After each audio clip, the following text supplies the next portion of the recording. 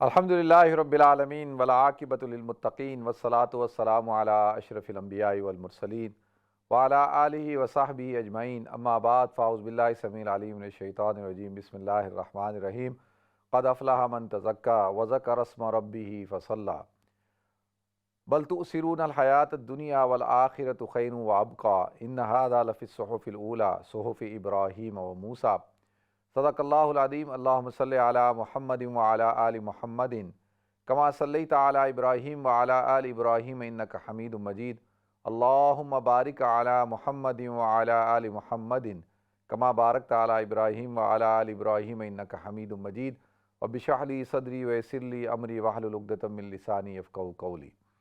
محترم ناظرین کرام، بزرگان دین اور میری عزیز ماؤں اور بہنوں بھائیوں، السلام علیکم ورحمۃ اللہ وبرکاتہ۔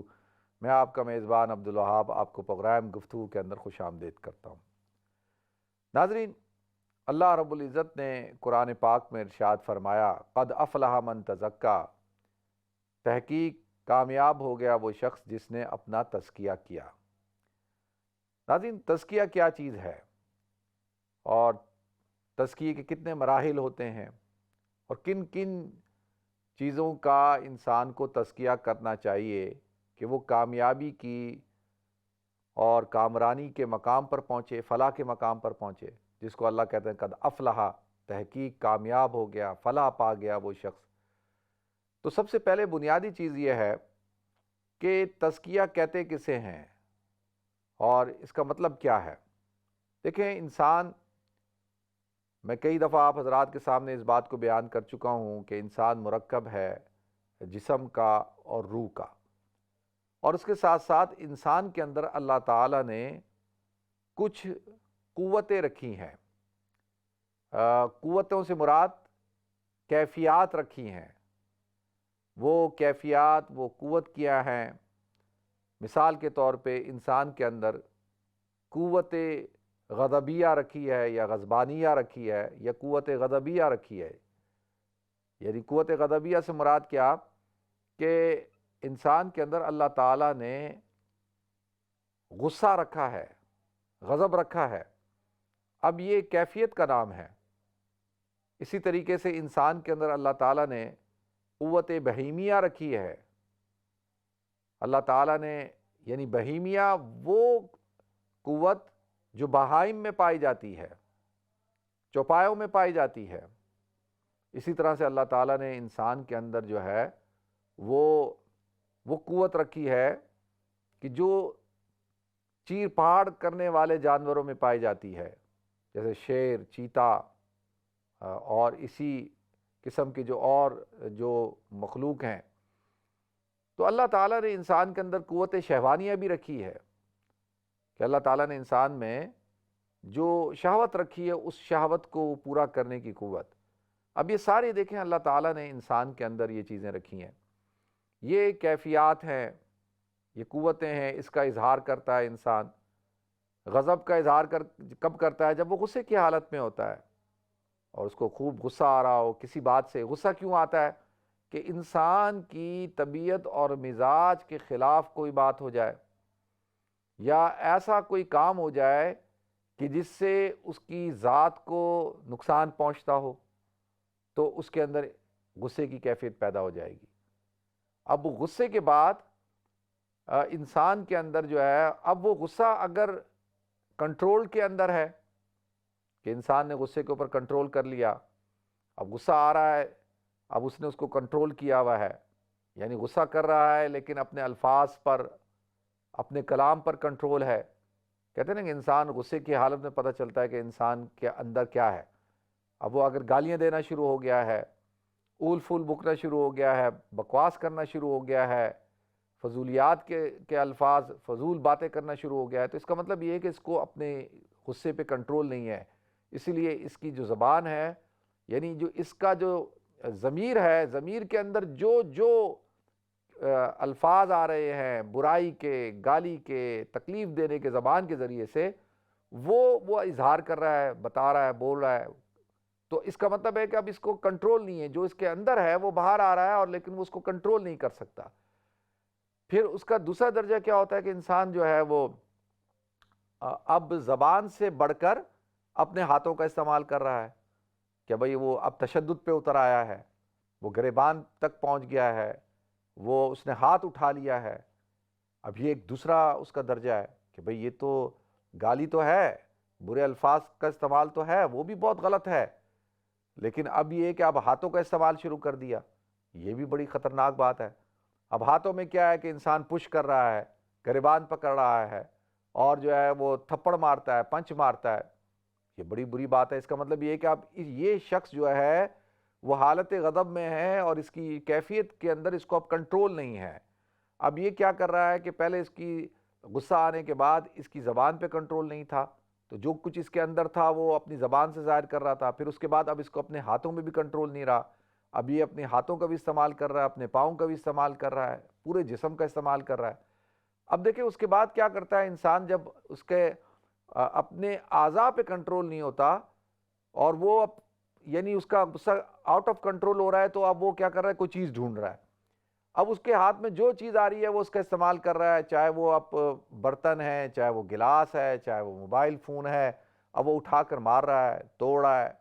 پھر وہ ڈنڈا ڈھونڈ رہا ہے، اور چپل اٹھا لی اس نے، جوتا اٹھا لیا، جوتے سے مارنا شروع ہو گیا، ڈنڈا ڈھونڈ رہا ہے، ڈنڈا ہاتھ میں آ گیا، ڈنڈے سے مارنا شروع کر دیا، اور بیلٹ ہاتھ میں آ گئی، بیلٹ اٹھا کے مارنا شروع کر دی، کوڑا ہاتھ میں آ گیا۔ اب جو کچھ ہاتھ میں آ رہا ہے اس کا استعمال کر رہا ہے، تشدد کر رہا ہے، پتھر اٹھا لیا، پتھر مار رہا ہے، سر پھاڑ دیا۔ دیکھیں اب یہ کیا ہے، مدارج ہے، اب یہ آؤٹ آف کنٹرول ہو رہا ہے۔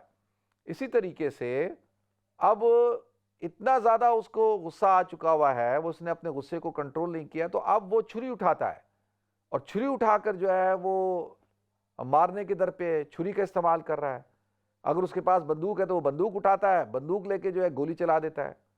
دیکھیں یہ ساری چیزیں ہیں، ایٹ دی اینڈ جب اس سے کام ہو جاتا ہے، اس نے کسی کو قتل کر دیا، چھری مار دی، سر پھاڑ دیا، نقصان پہنچا دیا، اب تھوڑی دیر بعد جو ہے وہ اس کا غصہ جب ٹھنڈا ہوا تو اب وہ نادم ہو رہا ہے۔ کہتے ہیں نا غصہ حماقت سے شروع ہوتا ہے اور ندامت پہ جا کے ختم ہو جاتا ہے۔ آج ہی میں پڑھ رہا تھا کہ ایک مشہور ایک ویٹ لفٹر تھا، باڈی بلڈر تھا، اس کا قتل ہوا، اور اس کے بھائی نے جو ہے اس کے قتل کا شبہ جو ظاہر کیا وہ اس کے سسرال والوں پہ ظاہر کر دیا کہ جی سسرالیوں نے قتل کیا ہے، اور بیوی کے گھر والوں نے قتل کیا ہے، اور کوئی اس طرح کا اس نے۔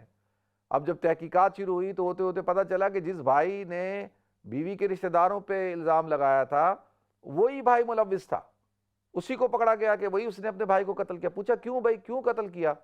کہا کہ جی میرا اس کا کوئی آرگومنٹ ہوا، ہمارا کوئی لین دین کا مسئلہ تھا، اب مجھے غصہ چڑھ گیا، جب مجھے غصہ چڑھ گیا تو میرے پاس پستول تھی، میں نے پستول اٹھا کے اس کو گولی مار دی۔ اب وہ کچھ لوگ ہوتے ہیں وہ شرمندہ ہوتے ہیں، پشیمان ہو جاتے ہیں، ان کو ندامت ہوتی ہے کہ یہ ہم سے کیا ہو گیا۔ تو لہذا ناظرین اس کو کہتے ہیں کہ حالت غضب کے اندر یہ انسان کے اندر ایک کیفیت پیدا ہوتی ہے، اور وہ اپنی اس کیفیت کو، اپنے اس حالت کو کنٹرول نہیں کر پاتا۔ تو یہ انسان اب اس کو کیا چیز ہے جو کنٹرول کرے گی؟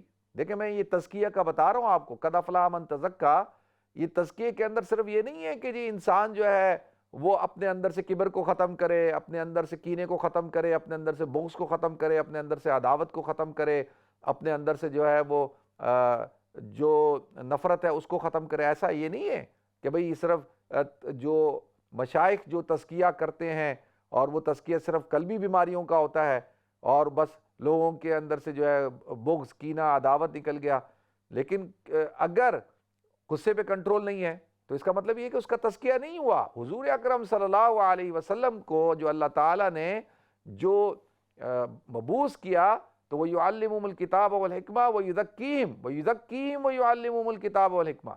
تو سب سے پہلے چیز جو ہے نبی کریم صلی اللہ علیہ وسلم کی بعثت کے مقاصد میں سے کیا ہے؟ ربنا وبعث فیہم رسولا من انفسہم یتلو علیہم آیاتی ویزکیہم، کہ آیات کی تلاوت کرے، ویزکیہم، اور تزکیہ کرے۔ تو تزکیے کے اندر جو ہے وہ یہ جو انسان کی جو کیفیت ہوتی ہے، حضرت عمر رضی اللہ تعالیٰ عنہ کہتے ہیں کہ ان کے اندر بہت غصہ تھا، اور وہ غصہ آپ کو پتہ ہے کہ کتنا شدید غصہ تھا کہ وہ اپنی جب بہن کے پاس گئے ہیں، وہ جب نکلے نا حضور اکرم صلی اللہ علیہ وسلم کو قتل کرنے کے ارادے سے، تو راستے میں ایک صاحب ملے، انہوں نے کہا عمر تم کہاں جا رہے ہو؟ کہا کہ آج میں محمد صلی اللہ علیہ وسلم ان کا خاتمہ کرنے کے لیے جا رہا ہوں. کہا پہلے بعد میں ان کا خاتمہ کرنا، پہلے اپنے گھر کی خبر تو لو کہ تمہاری جو بہن ہے وہ مسلمان ہو چکی ہے. تو وہ گھر جاتے ہیں، قرآن پڑھنے کی آواز آ رہی ہے، تو اب وہ غصے کی کیفیت میں ہیں، اتنی زیادہ اتنا غصہ ہے کہ وہ تشدد کر رہے ہیں اپنی بہن کے اوپر بھی، اپنے بہنوئی کے اوپر بھی تشدد، اور جو ہے وہ اتنا تشدد کیا کہ خون بہنا شروع ہو گیا. اب دیکھیں نا، یہ ایک کیفیت تھی. تو حضرت عمر فرماتے ہیں کہ حالت جب کفر میں میری یہ حالت تھی، جب میں اسلام لے آیا تو میرا غصہ جو ہے وہ اپنی جگہ پہ تو رہا، بھئی غصہ ختم تو نہیں ہوا، لیکن وہ کنٹرول میں آ گیا.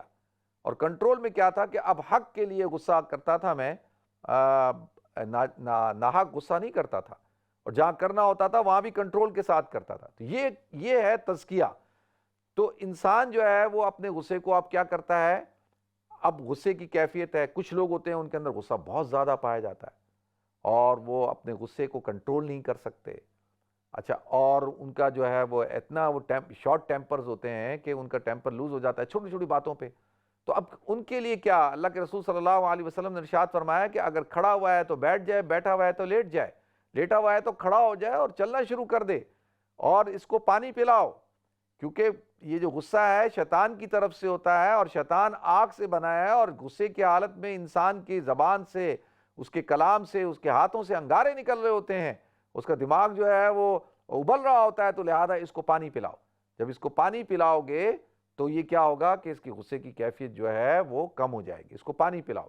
تو لہذا اب دیکھیں کہ تزکیہ کیا ہے. تزکیہ یہ ہے کہ انسان اپنے غصے کو کنٹرول کر لے.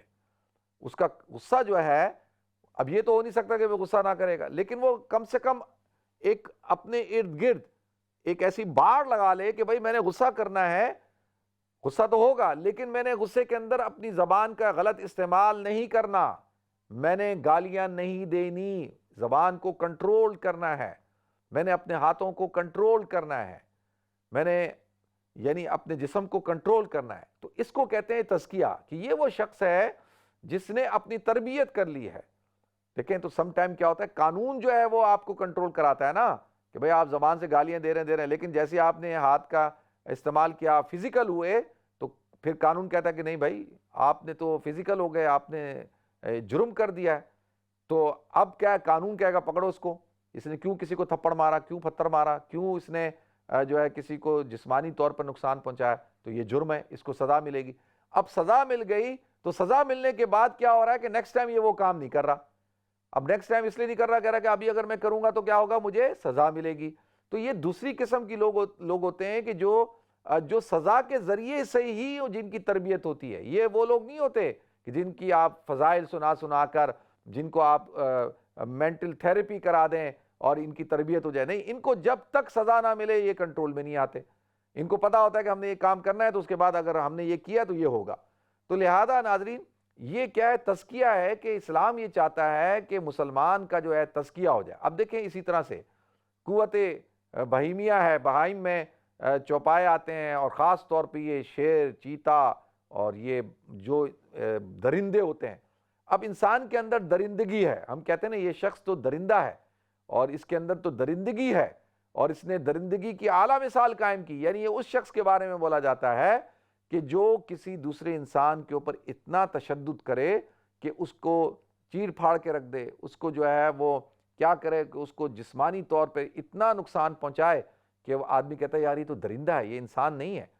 حالانکہ گوشت پوشت کا انسان ہے، لیکن اس کے اندر جو قوت تھی، جو اس کے اندر ایک اللہ تعالیٰ نے درندگی کی ایک جو صفت رکھی تھی، وہ اس نے کیا کیا، اس کو ظاہر کر دیا اور اس کو کنٹرول نہیں کیا. تو لہذا اسلام کہتا ہے کہ بھئی اس کو کنٹرول کرو. ایسا نہ کرو کہ جو آپ بالکل بے مہار ہو کے لڑنا شروع کر دو اور لوگوں کے تشدد کرنا شروع کر دو. تو اور اب تیسری کیا ہے کہ جی قوت شہوانیہ. اب قوت شہوانیہ انسان کے اندر اللہ نے شہوتیں رکھی ہیں. اب شہوت جسمانی شہوت ہوتی ہے. لیکن دو چیزیں ایسی ہیں ناظرین، یہ جو دو چیزیں ہیں نا، ایک پیٹ اور ایک فرج، یعنی ایک بطن اور ایک فرج، پیٹ اور شرمگاہ، یہ دو چیزیں ایسی ہیں، ان چیزوں کو جس انسان نے کنٹرول کر لیا وہ انسان جو ہے ولایت کے درجے پہ پہنچ جاتا ہے. پیٹ کا کیا کہ بھئی اب کیا ہے کہ کھانا ہے تو حلال ہی کھانا ہے، صاف ستھرا اور طیب بھی کھانا ہے. یا ایھا الذین آمنوا کلوا مما فی الارض حلالا طیبا، جو کچھ زمین میں کھانا ہے 2 شرطوں کے ساتھ کھانا ہے، ایک حلال ہو اور دوسری طیب بھی ہو، غیر طیب چیز نہیں۔ حلال تو ہے لیکن اس کے اندر سے بدبو آ رہی ہے، وہ باسی ہے، اور وہ جو ہے وہ کھانا جل گیا ہے اور اس کے اندر کوئی خرابی پیدا ہو گئی۔ حلال تو ہے لیکن ابھی اس کا کھانا جائز نہیں ہے، تو لہذا کھانا بہت اچھا بنا ہوا ہے لیکن حرام کا ہے اور جائز کھانا نہیں ہے، یہ حرام کے پیسوں سے کمایا ہوا ہے۔ اور جو ہے اب کیا ہے کہ اب انسان جو ہے اپنے پیٹ کو کنٹرول کر رہا ہے، اس نے اپنے پیٹ کو کیا کر لیا ہے، کنٹرول میں رکھا ہوا ہے۔ ہر وقت ہر لمحے جب کہیں جہاں کہیں جو کچھ ملا کھا رہے ہیں۔ حضور نے فرمایا کہ جو غیر مسلم ہوتا ہے وہ 3 آنتوں میں کھاتا ہے، 3 آنتوں میں وہ کھاتا ہی جاتا ہے، اور مسلمان جو ہے وہ صرف 1 آنت میں کھاتا ہے، 1 آنت پانی کے لیے رکھتا ہے، ایک خوراک کے لیے، ایک ہوا کے لیے۔ اور جو ہے وہ ایک شخص کے بارے میں آتا ہے کہ وہ اسلام نہیں لایا ہوا تھا، کھانا کھانے بیٹھا، کھایا جا رہا ہے، پتہ نہیں کتنے لوگوں کا کھانا کھا لیا، اور وہی شخص جب مسلمان ہو گیا تو اب کھانے بیٹھتا ہے تو تھوڑا سا کھانا کھاتا ہے۔ صحابہ نے پوچھا یا رسول اللہ یہ کیا؟ کہا کہ یہ ایمان، مومن جو ہوتا ہے وہ 1 آنت میں کھاتا ہے۔ تو لہذا اب کیا ہے کہ اب اس شخص کے اندر جو ہے قوت جو شہوانیہ ہے، اس میں سے دیکھیں میں نے کہا 2 قسمیں ہیں، ایک بطن کی، کہ زیادہ تر آپ دیکھیں اس وقت جو بیماریاں ہیں پوری دنیا کے اندر، خاص طور پہ فرسٹ ورلڈ کے اندر جو بیماریاں ہیں، امریکہ اور اس میں یورپ میں کے بھی ممالک شامل ہیں، کہ وہ اوبیسٹی ہے، بسیار خوری، اوور ایٹنگ، اور کوئی ٹائم نہیں، کوئی وقت نہیں، کوئی کچھ نہیں، بس جس وقت دل پیٹ کی بھوک ہو نہ ہو بس ہوس، اور کھائے جا رہے ہیں۔ ابھی مجھے کل ہمارے ایک دوست ہیں، انہوں نے ایک تو اللہ رحم کرے جی، واٹس ایپ پہ جتنے دوست ہیں جو ویڈیو جن کو ملتی ہے وہ سب سے پہلے مجھے بھیجتے ہیں، وہ سمجھتے ہیں کہ جی مجھے بھیجنا سب سے لازمی چیز ہے، تو انہوں نے بھی بھیجی، تو چلیں کام کی بھیجی، ورنہ اکثر ایسی فضول قسم کی آتی ہیں، تو اور ساتھ میں کہا کہ مفتی صاحب ضرور اس کو ضرور دیکھ لیں۔ تو میں نے کہا یار میں چند سیکنڈ کی دیکھوں گا، اگر کوئی میسج ہوگا تو دیکھ لیں گے، نہیں ہوگا تو پھر نہیں دیکھیں گے، ڈیلیٹ کر دیں گے۔ تو جب انہوں نے لکھا کہ ضرور دیکھیں تو میں نے کہا پتہ نہیں کیا چیز ہے، تو دیکھا ایک بندر ہے، اور ناظرین اس بندر کو وہ شخص ویڈیو بنا رہا ہے، اس نے پہلے اس کے ہاتھ میں بن ہے، بریڈ کے پیس ہیں یا بن ہے، بن، اب وہ بن جو ہے وہ دے رہا ہے، 1 دے رہا ہے، 2 دے رہا ہے، وہ بندر کھا رہا ہے دوسرے ہاتھ سے، تیسرے ہاتھ سے، چوتھا وہ اس کو دیے جا رہا ہے، وہ لیے جا رہا ہے، جو منہ والا ہے وہ نیچے گر رہا ہے، پھر جو ہے وہ گر رہے ہیں، پھر بھی وہ لے رہا ہے، پیچھے بھی دیکھ رہا ہے کہ دوسرا بندر نہ آ جائے، اور پھر وہ جو ہے اس کو 1 بنانا دیتا ہے، وہ 1 بنانا شروع کر، وہ بند پھینکتا ہے، بنانا کھانا شروع کر، بنانا چھوڑتا ہے، دوسرا بنانا کھانا شروع کر دیتا ہے، دونوں ہاتھوں سے اس کی گر رہا ہے اور وہ لیے جا رہا ہے۔ یعنی اس کی آپ دیکھیں کہ پیٹ کی ہوس جو ہے وہ ختم نہیں ہو رہی، وہ اب یہ بھی انسان ہے، کھایا جا رہا ہے، اس کا نتیجہ کیا نکلا آپ دیکھ لیں۔ اس وقت ساری ہارٹ ڈیزیز اور شوگر اور اسی طرح سے بلڈ پریشر اور یہ ساری جو بیماریاں ہیں، یہ ساری کس کی؟ حضور نے فرمایا، ایک یہودی نے کہا، وہ حکیم تھا، اس نے کہا کہ تمہارے نبی کریم صلی اللہ علیہ وسلم ہر چیز کو بیان کرتے ہیں، لیکن انہوں نے حکمت کو نہیں بیان کیا، کہ طب جو طبیب ہوتے ہیں، حکمت یعنی جس سے انسان کی جسم کی صحت ٹھیک رہے، اس کے بارے میں کوئی بات بیان نہیں کی۔ تو کہا کہ بھائی حضور کو کہا کہ یا رسول اللہ اس طرح سے یہ کہتا ہے، تو حضور نے فرمایا کہ اس نے میری حدیث نہیں، قلت الطعام، کم کھانا جو ہے تمام بیماریوں کی کو ختم کرنے کی جڑ ہے، یعنی آپ کھانا کم کھانا شروع کر دیں، آپ کی بیماریاں آدھی سے زیادہ ختم ہو جائیں گی۔ تو وہ فوراً کہتا ہے یہ تو حکمت کا پہلا اصول ہے، پرہیز۔ لیکن وہ ایک بزرگ تھے، تو ان سے ایک ہندو بنیے نے کہا کہ جی میں آپ سے کیا کرنا چاہتا ہوں، میں آپ سے مقابلہ کرنا چاہتا ہوں، آپ میرے ساتھ آ کے مقابلہ کریں۔ انہوں نے کہا کس چیز میں مقابلہ ہوگا؟ انہوں نے کہا جی زیادہ کھانے کا، کہ دیکھتے ہیں زیادہ کھاتا کون ہے۔ تو ان اللہ والے بزرگ نے کہا بھائی زیادہ تو بھینس کھاتی ہے، مقابلہ کرنا ہے تو اس بات کا مقابلہ کرو کہ کم کون کھاتا ہے، اصل بات تو کم کھانے کی ہے، زیادہ کھانے کی تھوڑی ہے۔ تو آپ دیکھیں بھوک کو جتنا آپ نے پھیلانا ہے، یہ ربڑ کی طرح ہوتی ہے، یعنی اسپنج کی طرح، ربڑ بینڈ ہوتا ہے نا، جتنا آپ نے اس کو کھینچتے جائیں اسٹریچ کرتے جائیں، اسی طرح سے یہ بھوک اور نیند، یہ 2 چیزیں جتنی آپ نے لمبی کرنی ہے نا، پھیلانی ہے پھیلا لیں، اس کی کوئی انتہا نہیں ہے۔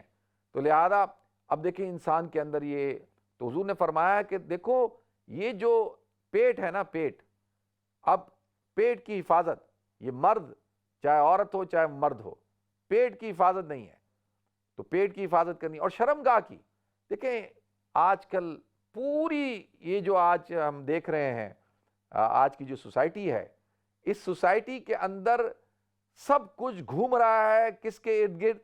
شرمگاہ کے ارد گرد. اگر میں یہ لفظ استعمال کروں, خواتین کے ارد گرد, عورت کے ارد گرد. آج کی سوسائٹی اور ماشاءاللہ آج کا جو معاشرہ ہے اس کے اندر سب سے مہنگی کوموڈیٹی جو ہے وہ عورت بن گئی ہے. گاڑی کا ایڈ ہے, عورت کو کھڑا کر دو مختصر کپڑے بنا کر. گھر بیچنا ہے, عورت کو کھڑا کر دو. فریج بیچنا ہے, عورت کو کھڑا کر دو.